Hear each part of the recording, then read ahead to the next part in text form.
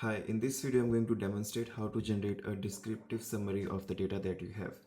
Suppose if you want to generate the descriptive summary of the variable data usage, which is continuous in nature, choose data and then select the option data analysis.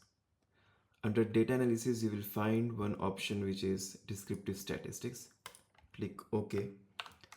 Now give it the range of the data and then hit enter. After this, if your data contains, the column contains the label in the first row, please choose this option. You can click on summary statistics. If you want to find out the confidence interval for the mean, that also you can do, and then select OK. The descriptive summary will be generated in a new sheet which will consist of mean, standard error, median, mode, standard deviation, and other relevant statistics.